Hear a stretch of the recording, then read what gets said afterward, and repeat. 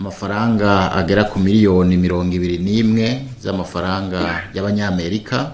Ayo mafaranga akaba ari ayo gufasha umugambi twige neza, umugambi urangurirwa mu bushikiranganje bw'indero, ukaba ari umugambi uzofasha usanzwe unafasha kuko uwo mugambi wari usanzwe uhari.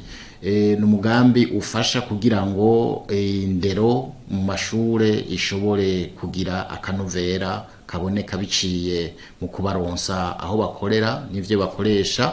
Umugambi wari washizwe ko ubwa mbere amasezerano yashizwe ku mukono mu 2019, murumva ko ari umugambi watanguye ico gihe.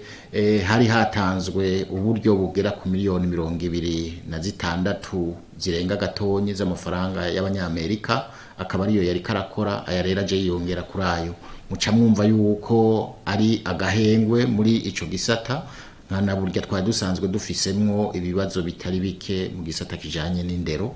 Rero ngira ngo bizodutezurira gatonyi muri aya masezerano duhejeje gusinya. Twaboneyeho n'akaryo ko kuganira n'abaserukira Ubufaransa n'abaserukira ico kigo c'Abafaransa kijejwe iterambere kugira ngo tuvugane ingene umugambi wahahora wari kurarangurwa.